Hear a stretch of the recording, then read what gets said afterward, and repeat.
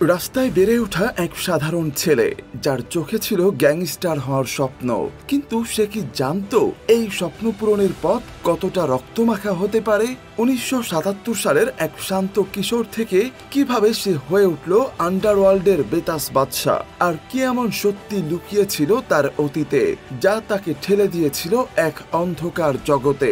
আসুন আজ আমরা ডুব দিই এক গ্যাংস্টারের জীবনের উত্থান পতনের সেই রোমাঞ্চকর এবং সাসপেন্সে ভরা গল্পে, যা আপনাকে শেষ পর্যন্ত দেখতে বাধ্য করবে।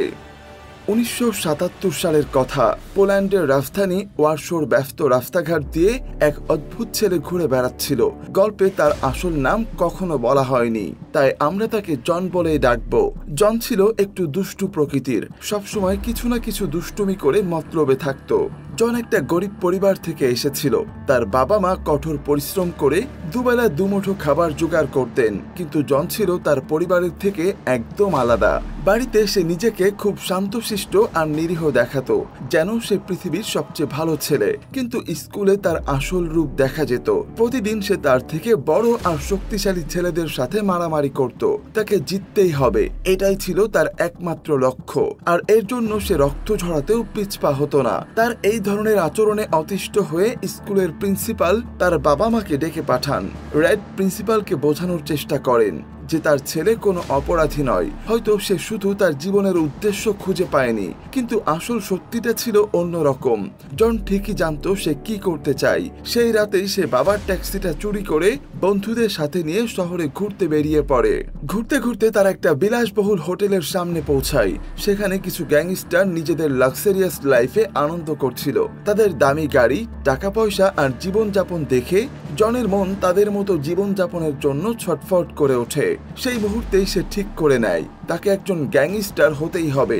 7 বছর পর, অর্থাৎ 1984 সালে, সেই জন এখন একজন গ্যাংস্টার।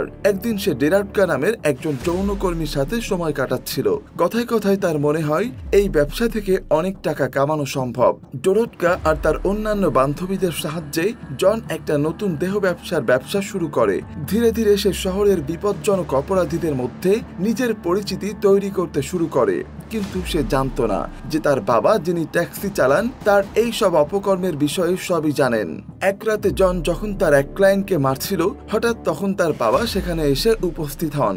বাবাকে দেখে জন মিথ্যা বলে যে সে কেবল তার বন্ধুকে বাঁচাচ্ছিল। ছেলের কথা শুনে তার বাবা আর বেশি প্রশ্ন না করে ফিরে যান। সেই ক্লায়েন্টের কাছে একটা ব্রিফকেসে অনেক টাকা ছিল। জন কিছুই না ভেবে সেই ব্রিফকেসটা নিয়ে পালায়, কিন্তু দ্রুতই সেই ক্লায়েন্ট আর তার সঙ্গীরা তাকে ঘিরে ফেলে। পরিস্থিতি কঠিন হয়ে পড়েছিল, কিন্তু জন হার মানার ছেলে ছিল না। সে তাদের সাথে মারামারি শুরু করে এবং দ্রুতই তাদেরকে হারিয়ে দেয়। মারামারি চলাকালীন তার চোখ পড়ে একটা সাইকেলে চড়ে থাকা ছোট্ট ছেলের দিকে, যে চুপচাপ সব দেখছিল।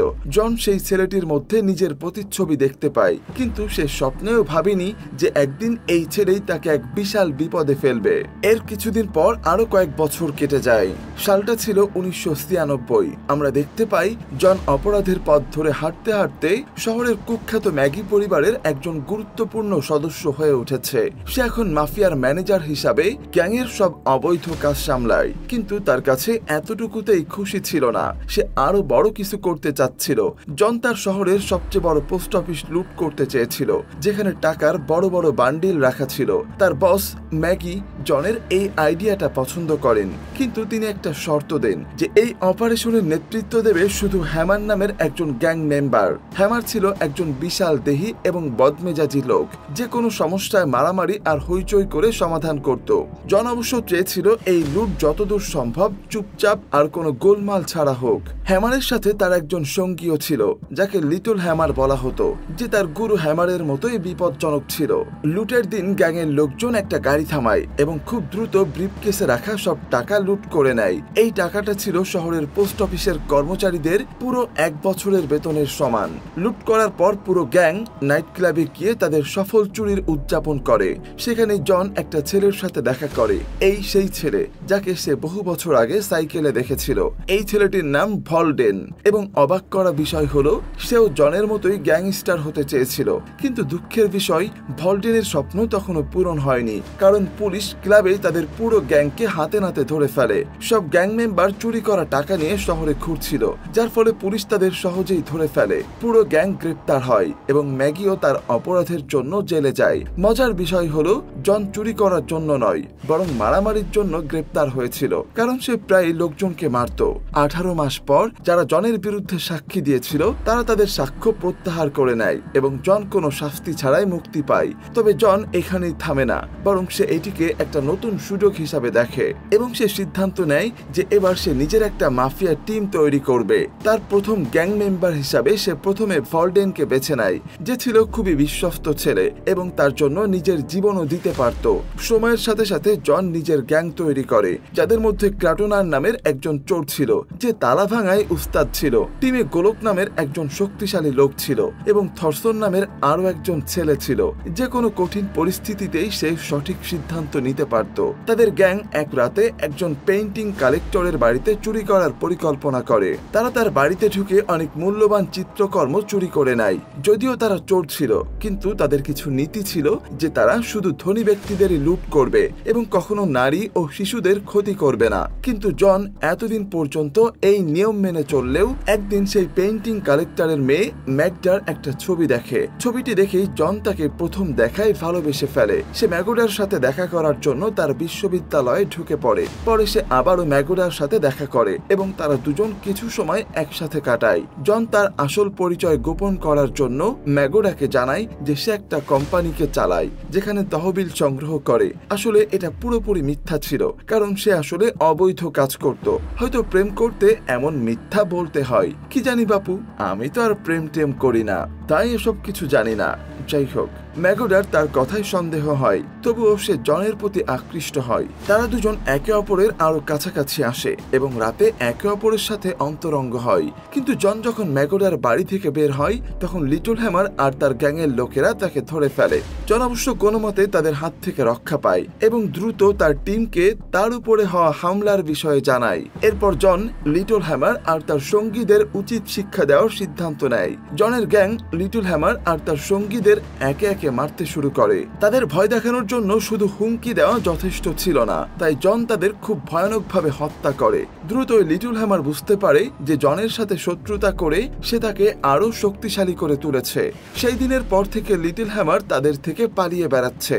এরপর দৃশ্য পাল্টে 2003 সালে চলে আসে। আমরা দেখতে পাই ম্যাগডা এখন জনের প্রেমিকা এবং জন তার সাথে একটা বড় ভিলায় থাকে। তবে সে এখনো তার প্রেমিকাকে জানায়নি যে সে একজন গ্যাংস্টার। ভলডেন জনের সাথে দেখা করতে আসে এবং তাকে জানায় যে লিটল হ্যামারকে খুঁজে পেয়েছে এবং সেই রাতেই তাকে ধরার পরিকল্পনা আছে, যাতে তাকে তার ভুলের শাস্তি দেওয়া যায়। জন সেই দিনই ম্যাগডাকে তার বাবা মায়ের সাথে দেখা করাতে নিয়ে যায়, যদিও তার পরিবারও তার আসল কাজের বিষয়ে কিছুই জানে না। জন তাদের জানায় যে সে একটা ছোট্ট ওয়ার্কশপ চালায়। তার বাবা তাকে সাহায্য করার জন্য তার ট্যাক্সিটা জনকে দিয়ে দিতে চান, কারণ এখন তিনি বৃদ্ধ হয়ে গেছেন এবং ট্যাক্সি চালকের কাজ আর করতে পারেন না। কিন্তু জন তাদের এই উপহারের সুযোগ নেয় এবং তাদের ট্যাক্সিকে অপহরণের জন্য ব্যবহার করে, কারণ একজন ট্যাক্সি ড্রাইভারকে কেউ সন্দেহ করবে না। একদিন মেরিয়ন নামের একজন মাফিয়া মেম্বার জনের সাথে দেখা করে এবং তাকে $1,00,000 একটা কাজ দেয়, যেখানে তার গ্যাং এবং তাদের সুনামের প্রয়োজন ছিল। জন এই প্রস্তাব গ্রহণ করে এবং মেরিয়নের আস্তানায় যায়, যেখানে মাদক, অস্ত্র আর সব খারাপ জিনিস ছড়িয়ে ছিটিয়ে ছিল। সেখানে তাকে একটা কাজ বলা হয়। আসলে তাকে একটা 14 বছরের মেয়েকে অপহরণ করতে হবে। জন এই কথা শোনার সাথে সাথেই এই কাজে আগ্রহ হারিয়ে ফেলে, কারণ বাচ্চাদের ক্ষতি করা তাদের নিয়মের বিরুদ্ধে ছিল। কিছু সময় পর জন আর তার গ্যাং আরো একটা চুরির পরিকল্পনা করে। এবার জন তার গ্যাংকে জানায় যে এই চিত্রকর্মগুলোর মধ্যে একটা তার স্ত্রী ম্যাগডার জন্য বিয়ের উপহার হিসাবে দরকার। বিয়ের কথা শুনে তার গ্যাং আনন্দে লাফিয়ে ওঠে এবং তারা এত বেশি খুশি হয় যে অ্যালার্মের শব্দে মনোযোগ দেয় না এবং ধরা পড়া থেকে অল্পের জন্য রক্ষা পায়। বিয়ের প্রস্তুতির মধ্যে জন আরো একটা উপহার পায়। তার গ্যাংয়ের লোকেরা লিটল হ্যামারকে ধরে জনের সামনে নিয়ে আসে। তাকে একটা ধ্বংসপ্রাপ্ত গির্জায় আনা হয় এবং জন আর তার গ্যাংয়ের লোকেরা তাকে মেরে ফেলে। বিয়ের পর ম্যাগডা জনের শার্টে লাল দাগ দেখে, যে বিষয়ে জন বলে যে এটা শুধু ওয়াইনের দাগ। রাতের পার্টিতে সে তার বন্ধুদের সাথে খুশিতে নাচতে থাকে, সাথে জন আর তার গ্যাং প্রচুর মজা করে, এমনকি তারা পাত্রীকেও সুইমিং পুলে ফেলে দেয়। জনের জীবন এখন পুরোপুরি সেট। তার কাছে একটা সফল ব্যবসা, ভালো বন্ধু আর সবচেয়ে সুন্দরী স্ত্রী আছে। প্রথমবারের মতো সে সত্যি সত্যি খুশি অনুভব করে 2004 সালে যখন জনের অপরাধ সাম্রাজ্য বাড়ছিল। অন্যদিকে মেরিয়নের সাম্রাজ্য তার নিজের লোকেদের হাতেই ভেঙে পড়ে, এমনকি মেরিয়নের নিজের লোকেরাই তাকে মারার চেষ্টা করে। এই পরিস্থিতিতে একটা সৈকতে ছুটির সময় ভলডেনের বান্ধবী অভেলা ম্যাগোডার সাথে তার স্বামীর কাজ সম্পর্কে কথা বলার চেষ্টা করে, কিন্তু সে জানতে পারে যে ম্যাগোডা কিছুই জানে না। তখন সে ম্যাগোডাকে তার দামি সাঁতারের পোশাক, তার ভিলা এবং বোট সম্পর্কে প্রশ্ন করে এবং জিজ্ঞেস করে যে সে কি সত্যি মনে করে যে তার স্বামী এসব শুধু ট্যাক্সির কাছ থেকে কিনেছে। এক রাতে ভলডেন তার বসকে বলে যে তারা নাইট ক্লাবে মজা করতে যাবে, কিন্তু বাউন্সাররা তাদের ক্লাবে ঢুকতে দেয়নি কারণ ভলডেন অনেক বেশি মদ খেয়েছিল। যখন সে ক্লাবে যাওয়ার জন্য জিদ করে তখন জন তাকে শান্তভাবে বাইরে নিয়ে যাওয়ার চেষ্টা করে, কিন্তু ভলডেন তাকে মনে করিয়ে দেয় যে পুরোনো দিনে তারা এই ধরনের অপমানের প্রতিশোধ পুরো ক্লাব জ্বালিয়ে নিত। সেই রাতে জন ভলডেনের মধ্যে নিজের যুবক বয়সের প্রতিচ্ছবি দেখতে পায়, কারণ ভলডেনও মারামারি আর ঝগড়াকে ততটাই ভালোবাসত যতটা জন একসময় নিজেও বাসত। সেই রাতে তারা ক্লাবে প্রচুর ভাঙচুর করে, আর এই কারণেই জন দ্রুতই পোল্যান্ডের সবচেয়ে বড় মাফিয়া ড্যানিয়েলের নজরে পড়ে যায়। ড্যানিয়েল তার দিকে বন্ধুত্বের হাত বাড়ায়, কারণ সে ছোটখাটো অপরাধীদের শেষ করে নিজের পথ পরিষ্কার করতে চেয়েছিল, যাতে সে নিজের অপরাধ সাম্রাজ্য গড়ে তুলতে পারে। এভাবেই জন এবং তার গ্যাং হিটম্যান হয়ে ওঠে, যারা তাদের টার্গেটদের ক্লাব বা নির্জন জঙ্গলে হত্যা করত। তাদের শুধু আদেশ পালন করতে হতো এবং এই কাজে তারা আগের চেয়ে অনেক বেশি টাকা পেত। কিন্তু ভলডেন এখন আরো বেশি কিছু চাইছিল। সে জনকে বলে যে কেননা তারা এমন একটা গ্যাং তৈরি করবে যা সব মাফিয়াকে শেষ করে দেবে এবং পুরো দেশের অপরাধ সাম্রাজ্য দখল করে নেবে। জন এই বিষয়ে কিছু বলে না, কারণ এটা তার জন্য অনেক বেশি ছিল। এরই মধ্যে ম্যাগোডা তার বাড়ির গ্যারেজে একটা সুটকেসে অনেক নগদ টাকা আর একটা বন্দুক খুঁজে পায়। যখন জন বাড়ি ফেরে এবং দেখে যে সুটকেসটি অন্য কোথাও রাখা হয়েছে, তখন সে তার স্ত্রীর রাগের মুখোমুখি হওয়ার জন্য আগে থেকে রেডি হয়ে যায়, কারণ সে বুঝতে পেরেছিল যে সে ধরা পড়ে গেছে। কিন্তু ম্যাগোডা তার সামনে স্বাভাবিক আচরণ করে, যেন কিছুই ভুল হয়নি। পরের দিন হঠাৎ করে তার গ্যাং তার সাথে দেখা করতে আসে। তার ভলডেনকে তাদের সাথে নিয়ে এসেছিল, কিন্তু তার অবস্থা অনেক বেশি খারাপ ছিল। সে গুলি লাগার পর কোনোভাবে বেঁচে ছিল। ভলডেনের চিকিৎসা করা হয় এবং জন জানতে পারে যে ভলডেন পুলিশের সাথে সংঘর্ষে জড়িত ছিল, যেখানে একটা বাচ্চাও মারা গেছে। সে গ্যাংয়ের নিয়ম ভেঙেছিল, যা জনকে ভেতর থেকে অস্থির করে তোলে। পরের দিন পুলিশ জনের বাড়িতে ঢুকে তাকে গ্রেপ্তার করার চেষ্টা করে, কিন্তু প্রতিবারের মতো এবারও তাকে তার অপরাধের জন্য নয়, বরং একটা মিশরীয় মূর্তির জন্য গ্রেপ্তার করা হয়, যার পুরনো মালিক তাকে কোথা থেকে চুরি করে উপহার দিয়েছিল। জন যেই জেলে তার সেলে পৌঁছায়, সে এক ঝটকায় সেখানকার সবচেয়ে শক্তিশালী বন্দীকে নক আউট করে দেয় এবং বাকি সব বন্দির মন জিতে নেয়। তার সবসময় এটাই রুলস ছিল, শক্তিশালীকে মারো, দুর্বলরা আপনা আপনি তার দাসত্ব করবে। 2005 সালে দেখা যায় ভলডেন এখন আগের চেয়েও মানসিকভাবে অস্থির হয়ে উঠেছিল। জন না থাকায় এখন সে গ্যাংয়ের প্রধান হয়ে উঠেছে এবং তার নতুন ক্ষমতা তাকে অহংকারে ভরিয়ে দিয়েছে। এমনকি তার অহংকার তাকে তার পুরনো বন্ধু এবং জন থেকেও দূরে সরিয়ে দিয়েছে।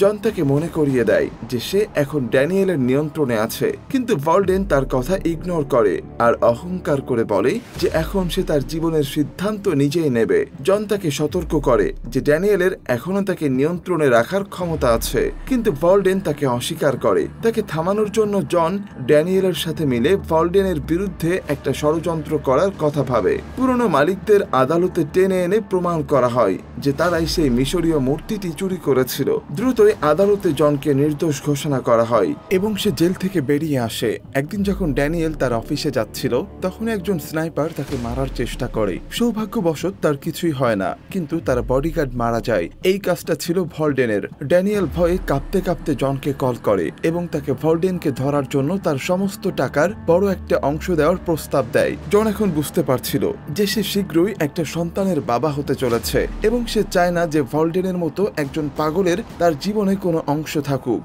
ভলডেনকে ধরার জন্য জন একজন পুরনো ডিলারের সাহায্য নেয়, যে আগে মেরিয়নের জন্য কাজ করত।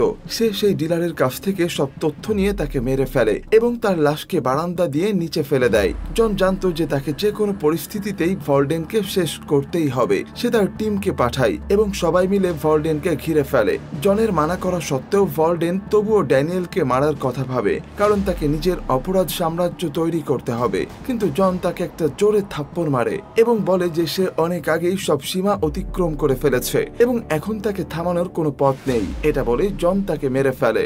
জন ড্যানিয়েলকে জানায় যে এখন আর কেউ তাকে বিরক্ত করবে না। ড্যানিয়েল জনকে কথা দিয়েছিল যে জনকে তার ব্যবসার একটা বড় অংশ দেবে, তাই তাকে নিয়ে বন্দরে চলে আসে। আসলে এখানে সে মাদকের একটা কন্টেইনার নিতে এসেছিল, কিন্তু তখনই জনের চারপাশের পরিবেশটা কিছুটা অদ্ভুত লাগে। সে ড্যানিয়েলকে এক পাশে টেনে নিয়ে যায় এবং ঠিক তখনই পুলিশের দল সেখানে পৌঁছে যায় এবং সবাইকে গ্রেপ্তার করে নেয়। জন ড্যানিয়েলকে টিটকারি দিয়ে বলে যে এখন তো তোমার সব মাল হারালে, এবার কিভাবে বাকিদেরকে কিনবে। কিন্তু জন তাকে ছেড়ে দেয়, কারণ তার মাথায় তখন অন্য প্ল্যান তৈরি ছিল। আসলে জন তার পুরনো সঙ্গীদের সাহায্যে ভলডেনের মৃত্যুর নকল নাটক করেছিল, কারণ ভলডেন যত খারাপই হোক না কেন সে ছিল তো তার বন্ধু। ভলডেনের যেন আর কোনো বিপদ না হয় তাই সে ড্যানিয়েলকেও ফাঁসিয়ে দেয় এবং এভাবেই এখন তাদের ক্ষতি করতে পারে। এখন কোনো বড় গ্যাংস্টার ছিল না। এরপর জন তার স্ত্রী ম্যাগোডা এবং ওয়েফেলার সাথে ভলডেনকে একটা জাহাজে দেশ ছেড়ে রওনা দেয়। ভলডেন তখনও অজ্ঞান ছিল, কিন্তু যখন সে জেগে ওঠে তখন জন তাকে জানায় যে সে তার জীবন বাঁচিয়েছে। ভলডেন দেখে যে তারা দেশ ছেড়ে পালাচ্ছে। এটা দেখে সে নিজেকে সামলাতে পারে না এবং ফিরে যাওয়ার জন্য পানিতে ঝাঁপ দেওয়ার চেষ্টা করে। জন তাকে থামানোর জন্য তার বন্দুক বের করে ভলডেনের মাথায় ঠেকায় এবং বোঝায় যে তারা একটা নতুন জীবন শুরু করতে পারে। জনের এই পরিবর্তিত রূপ দেখে ভলডেন বলে যে তুমি আমার থেকে মোটেই আলাদা না, তাহলে এখন কেন ভালো হওয়ার ভান করছো। সে আরো বলে যে সেই দিন সেই বাচ্চাটাকে আমি ভুল করে মারিনি, বাচ্চাটাকে ইচ্ছা করেই গুলি করেছিলাম যাতে পুলিশ আমাদের গ্যাংয়ের পিছু না নেয়। এই কথা শুনে জন একটা শক্ত ধাক্কা খায়। সে বুঝতে পারে যে ভলডেন একজন বিপজ্জনক মানুষ হয়ে উঠেছে এবং এখন তাকে ফিরিয়ে আনা আর সম্ভব নয়। ভলডেনও এটাই বলে যে এখন তাকে বাঁচানো যাবে না। এটা শুনে ভলডেনও সম্মতি জানায় আর সে নিজেই বন্দুক তুলে নেয় এবং নিজেকে গুলি করে আত্মহত্যা করে। জন বুঝতে পারে যে ভলডেনের মারা যাওয়া সেই দিনই নির্ধারিত হয়ে গিয়েছিল। যখন সে তাকে প্রথমবার বাইকে দেখেছিল সে নিজেকে তার মৃত্যুর জন্য দায়ী মনে করে এবং ভেতর ভেতর প্রচন্ড ভেঙে পড়ে। বহু বছর পর জন তার অপরাধ স্বীকার করে নেয় এবং তার জন্য যে কোনো শাস্তি পেতেই রাজি ছিল সে। জন এখন জেলে আছে, যেখানে সে তার স্ত্রী এবং ছেলের সাথে দেখা করে। সে তার ছেলেকে এটাই শেখায় যে তাকে তার পথ নিজেই বেছে নিতে হবে। জেলে তার পুরনো দিনগুলো মনে করতে করতে জন ভাবে যে তার আসল পরিবার ছিল তার গ্যাংয়ের লোকেরা। হ্যাঁ, তারা ভুল করেছিল, কিন্তু এখন আর জনের সেটা নিয়ে কোনো অনুশোচনা ছিল না। জনের এই গল্পটা একজন আসল গ্যাংস্টারের জীবনের উপর ভিত্তি করে তৈরি। সে এই সব কিছু উল্লেখ করছে তার বইতে, কিন্তু তার আসল পরিচয় কখনো কারো সামনে আসেনি। এই গল্প আমাদের শেখায় যে খারাপ পথে চলা লোকেদের পরিণতি সবসময় খারাপ হয়, কিন্তু কখনো কখনো এই পথে চলতে চলতে আমরা এমন কিছু বিষয় জানতে পারি যা খারাপ থেকে খারাপ মানুষকেও মানবতা শেখায়। আর আমাদের আজকের গল্প এখানেই শেষ হয়। আশা করি আপনাদের এই ভিডিওটি পছন্দ হয়েছে। গল্পটা কেমন লেগেছে কমেন্ট করে জানাতে একদমই ভুলবেন না। আজকের মতো বিদায় নিচ্ছি। দেখা হবে আবারও নতুন কোনো দিন, নতুন কোনো গল্প নিয়ে। সে পর্যন্ত সবাই ভালো থাকবেন, সুস্থ থাকবেন। আল্লাহ হাফেজ।